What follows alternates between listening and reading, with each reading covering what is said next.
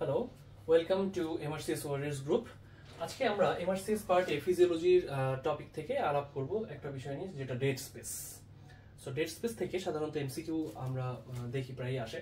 So dead space বলতে বোঝানো হয় যে রেসপিরেটরি ট্র্যাক্টের এমন একটা জোন যে জোনে শুধুমাত্র এয়ার কন্ডাকশন হয় কিন্তু কোনো এক্সচেঞ্জ হয় না।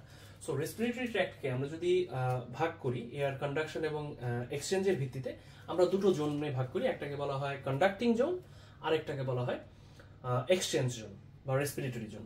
So from the nose up to terminal bronchiole, এই পুরো অংশটাকে বলা হয় কন্ডাক্টিং জোন। এই কন্ডাক্টিং জোনে শুধুমাত্র এয়ার কন্ডাকশন হয় কিন্তু এখানে কোনো এয়ার এক্সচেঞ্জ হয় না। হোয়ারএজ রেসপিরেটরি ব্রঙ্কিওল থেকে একদম অ্যালভিওলাই পর্যন্ত এই জোন, এখানে এয়ার কন্ডাকশনের সাথে সাথে এক্সচেঞ্জ হয় উইথ দ্য সারাউন্ডিং ব্লাড, ক্যাপিলারির সাথে এক্সচেঞ্জ হয়।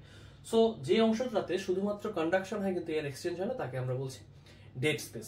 তাহলে তো ডেফিনিশন থেকে বোঝা যাচ্ছে যে কন্ডাক্টিং জোনটা ডেড স্পেস। তাহলে কি শুধুমাত্র কন্ডাক্টিং জোনই ডেড স্পেস, নাকি তার বাইরেও ডেড স্পেস আছে যেখানে এয়ারের এক্সচেঞ্জ হয় না? তো সেটাই আমরা এই ভিডিও থেকে ক্লারিফাই করব। আমরা যদি একটু এই সিম্পলিফাইড ডায়াগ্রামটাতে খেয়াল করি, সাপোজ এটা ট্রাকিয়া, এটা ব্রঙ্কাস এবং এই অংশটুকু অ্যালভিওলাস। ওকে, সো আমি সহজেই বুঝতে পারছি যে এই অংশটা কন্ডাক্টিং জোনের মধ্যে পড়বে, অর্থাৎ ট্রাকিয়া এবং bronchus, this is conducting zone, এবং অ্যালভিওলাস এই অংশটুকু আমাদের রেসপিরেটরি জোন, যেখানে এয়ার এক্সচেঞ্জ হবে।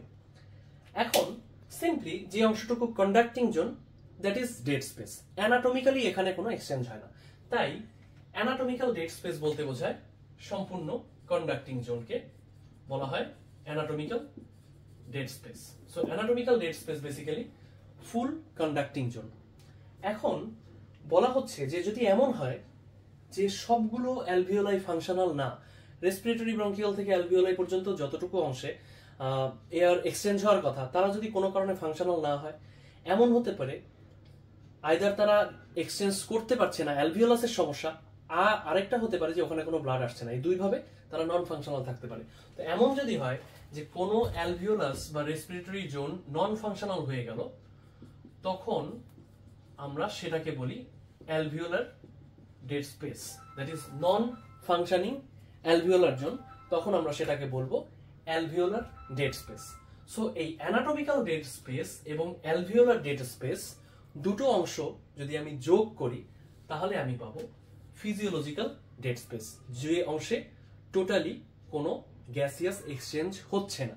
So anatomical dead space plus alveolar dead space is equal to physiological dead space. এখন ফিজিওলজিক্যাল ডেড স্পেস তাহলে আমি কিভাবে বের করতে পারি? অ্যানাটমিক্যাল ডেড স্পেস বের করা হয় যে মেথডে, সেই মেথডটাকে বলা হয় ফাউলারস মেথড। আমরা একটু এই কম্পারিজন গুলো জানবো। ফাউলারস মেথড। হোয়ারএজ অ্যালভিওলার ডেড স্পেস বের করা হয় একটা ইকুয়েশন দিয়ে, সেটাকে বলা হয় বোর্স ইকুয়েশন। এই প্রত্যেকটা টপিকই কিন্তু প্রত্যেকটা কথাই এমসিকিউ এর জন্য important. So anatomical dead space হলো conducting zone, alveolar dead space non functioning alveoli. Anatomical dead space বের করা হয় ফাউলারস মেথডে, অ্যালভিওলার ডেড স্পেস বের করা হয় বোর্স ইকুয়েশনের মাধ্যমে। অ্যানাটমিক্যাল ডেড স্পেসের ভলিউম অলমোস্ট 150 ml। এখন অ্যালভিওলার ডেড স্পেসের ভলিউমটা ভ্যারি করতে পারে।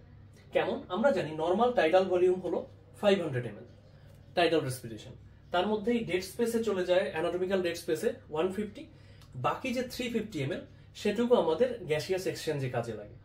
সো অ্যালভিওলার ডেড স্পেসে অবশ্যই 350-র মধ্যে কোনো একটু অংশ, যতগুলো অ্যালভিওলাই নন ফাংশনিং থাকবে 350-র মধ্যে ততটুকু অংশ ডেড স্পেসে খরচ হয়ে যাবে। সো অ্যালভিওলার ডেড স্পেসটা ভ্যারি করতে পারে, বাট অ্যানাটমিক্যাল ডেড স্পেসটা ইউজুয়ালি কনস্ট্যান্ট। নাও নেক্সট যে কোশ্চেন গুলো আসে সেটা হলো যে অ্যানাটমিক্যাল ডেড স্পেস এবং অ্যালভিওলার ডেড স্পেসের ভেরিয়েশনটা কিভাবে হয়, বা কি কি কারণে এই ধরনের ডেড স্পেস হয়। অ্যানাটমিক্যাল ডেড স্পেস হতে পারে যদি কোনো কারণে মানে অ্যানাটমিক্যাল ডেড স্পেস বাড়তে পারে বা কমতে পারে যদি কোনো কারণে কন্ডাক্টিং জোনের লেন্থ অথবা এরিয়া বৃদ্ধি পায়। সাপোজ দুটো কন্ডিশন পরীক্ষায় খুব বেশি আসে। একটা হলো ব্রঙ্কোডাইলেটর থেরাপি বা অ্যাড্রেনার্জিক অ্যাগনিস্ট, সাপোজ নরঅ্যাড্রেনালিন বা নরএপিনেফ্রিন বা অ্যাড্রেনালিন। ব্রঙ্কোডাইলেটর থেরাপি দিলে আমরা জানি যে ব্রঙ্কোডাইলেটেশন হয়, কন্ডাক্টিং জোনের ডায়ামিটার বাড়ে, এরিয়া বাড়ে। দ্যাট ইজ ওয়াই এখানে এয়ারও এন্ট্রি বেশি হয়, এয়ার ট্র্যাপিং হয়। So bronchodilator therapy anatomical dead স্পেসকে বাড়িয়ে দেয়। তাহলে ব্রঙ্কোডাইলেটর থেরাপি অ্যানাটমিক্যাল ডেড স্পেসকে বাড়িয়ে দেয়। আরেকটা কন্ডিশন আসে যেটা কি বলা হয় ট্রাকিওস্টোমি। সো ট্রাকিওস্টোমাইজ পেশেন্টের ক্ষেত্রে কি হয়, আমরা যখন ট্রাকিয়াতে একটা ওপেনিং তৈরি করি এয়ার এন্ট্রি হওয়ার জন্য, সো দেখা যাচ্ছে যে নোজ থেকে একদম নোজ, ল্যারিংস, ফ্যারিংস, মানে ওরোফ্যারিংস, নাসোফ্যারিংস, এই পুরো অংশটুকু কিন্তু আর তখন এয়ারের এক্সপোজারে যায় না, অর্থাৎ ওই অংশটুকুতে আর এয়ার এন্ট্রি হওয়ার প্রয়োজন পড়ে না। এয়ারটা প্রথম ঢুকেই তখন ট্রাকিয়া দিয়ে, তো দেখা যাচ্ছে যে পুরো কন্ডাক্টিং জোনের লেন্থ তখন কমে আসছে। সো কন্ডাক্টিং জোনের লেন্থ যখন কমে যায় তখন স্বাভাবিকভাবেই ডেড স্পেসের ভলিউমটাও কমে যায়। সো পরীক্ষায় এই দুটো ফ্যাক্টর খুব কমনলি আসে, যে নরঅ্যাড্রিনালিন থেরাপি দিলে বা যে কোনো ব্রঙ্কোডাইলেটর থেরাপি, সেটা হতে পারে অ্যান্টিকোলিনার্জিক ড্রাগ অথবা হতে পারে সিম্প্যাথোমাইমেটিক, যেগুলো অ্যাড্রিনার্জিক ড্রাগ, এগুলো দিলে ডেড স্পেসের ভলিউম বাড়ে ডিউ টু ব্রঙ্কোডাইলেটেশন। ট্রাকিওস্টোমি করলে বা যে কোনো নিডল থোরাকোটমি বা নিডল থোরাকোস্টোমি, এমন হতে পারে যে ট্রাকিওস্টোমির পরিবর্তে অন্য প্রসিডিওর গুলো আসলো, যে ট্রাকিওস্টোমি অথবা নিডল থোরাকোটমি বা থোরাকোস্টোমি, এগুলো করলে আলটিমেট ডেড স্পেসের পরিমাণ কমে যায়। ইভেন এন্ডোট্রাকিয়াল ইনটিউবেশনও যদি আমরা দিই, সেক্ষেত্রে আমরা সরাসরি ট্রাকিয়াতে অর ল্যারিংসে আমি এয়ারটা ডিরেক্ট পুশ করছি পজিটিভলি, সেক্ষেত্রেও কিন্তু ডেড স্পেসের অ্যানাটমিক্যাল ডেড স্পেসের ভলিউমটা কমে যায়। নাও বাকি থাকছে একটা, সেটা হলো physiological dead space. So anatomical dead space বা অ্যালভিওলার যে কোনো একটা বাড়লেই ফিজিওলজিক্যাল ডেড স্পেস বাড়বে, যে কোনোটা কমলেই ফিজিওলজিক্যালটা কমবে।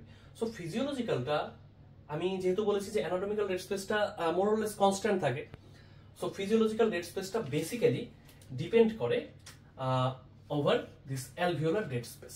সো অ্যালভিওলার ডেড স্পেস যে যে কারণে বাড়ে বা কমে, সেই কারণে সাধারণত ফিজিওলজিক্যাল ডেড স্পেস বাড়ে বা কমে। সো দুটো ভাবে অ্যালভিওলার ডেড স্পেস প্রভাবিত হতে পারে। একটা হতে পারে যদি অ্যালভিওলাসের কোনো সমস্যা থাকে, আরেকটা হতে পারে যে অ্যালভিওলাসের সারাউন্ডিং যে ক্যাপিলারি, সেখানে যদি কোনো কারণে ব্লাড সাপ্লাই কাট অফ হয়। সো অ্যালভিওলাসের বাইরে যে ক্যাপিলারি, সেখানে ব্লাড সাপ্লাই কাট অফ হতে পারে একটা কন্ডিশন, যেটাকে আমরা বলি pulmonary embolism. So pulmonary embolism হলে অনেকগুলো অ্যালভিওলাই, যে অংশ ব্লক হয়ে গেল ব্লাড আর্টারি, পালমোনারি আর্টারি যে ব্রাঞ্চগুলো ব্লকেড হয়ে গেল, তার দ্বারা যে অ্যালভিওলাইগুলো পারফিউজড হতো, সেই অ্যালভিওলাসগুলো গ্যাসিয়াস এক্সচেঞ্জার হয় না, তারা নন ফাংশনিং অ্যালভিওলাসে পরিণত হয়ে যায়। সো এটা হতে পারে ফিজিওলজিক্যাল ডেড স্পেসের একটা কজ। আর যদি অ্যালভিওলাসের পার্টিকুলার কোনো সমস্যা থাকে, যেমন সেটা হতে পারে পালমোনারি ইডিমা, অথবা হতে পারে কনসলিডেশন, অথবা হতে পারে পালমোনারি ফাইব্রোসিস। অর্থাৎ যদি অ্যালভিওলাসের কোনো সমস্যা থাকে, pulmonary oedema, consolidation, pulmonary fibrosis বা এআরডিএস এ সাধারণত পালমোনারি ইডিমাই ডেভেলপ করে। সো এই কজগুলোতে অ্যালভিওলাসের সমস্যা, সে গ্যাসিয়াস এক্সচেঞ্জ করতে পারছে না, so they are converted into alveolar dead space. এইসব ক্ষেত্রে ফিজিওলজিক্যাল ডেড স্পেস বাড়বে। আবার যদি কোনো কারণে ব্লাড সাপ্লাই ব্লকেট হয়, বলছিলাম পালমোনারি এম্বোলিজম, সেই ক্ষেত্রেও ফিজিওলজিক্যাল ডেড স্পেস বাড়বে। সো ডেড স্পেস থেকে মোটামুটি এই কোশ্চেনগুলো খুব কমনলি এমআরসিএস পার্টেতে দেখা যায়। সো এটা খুব একটা ইম্পর্টেন্ট টপিক। ডেড স্পেস ছোট কিন্তু ইম্পর্টেন্ট। সো এরকম আরো ইম্পর্টেন্ট ভিডিও পাওয়ার জন্য আমাদের এমআরসিএস ওয়ারিয়ার্স গ্রুপের সাথেই থাকুন। আমরা প্রতিনিয়তই চেষ্টা করবো আমাদের টেলিগ্রাম গ্রুপে এই ধরনের ভিডিওগুলো অ্যাড করতে। তাছাড়াও আমাদের ইউটিউব চ্যানেল আছে মেডস্টোর হেল্পলাইন, আপনারা এটা সাবস্ক্রাইব করতে পারবেন। এই ভিডিওগুলো আমরা সেখানেও আপলোড করে দিব, মেডস্টোর হেল্পলাইন। এবং আমাদের এমআরসিএস ওয়ারিয়ার্স টেলিগ্রাম গ্রুপে আমাদের সাথে থাকুন। আমরা আগামী এপ্রিলের 8 তারিখ এবং 10 তারিখ থেকে রেসপেক্টিভলি এমআরসিএস পার্ট এ এবং এমআরসিএস পার্ট বি এর কোর্স শুরু করতে যাচ্ছি। প্রথম ক্লাসটা থাকবে সম্পূর্ণ ফ্রি। সো আমরা আশা করব আপনারা আমাদের সাথেই থাকবেন। Thank you so much.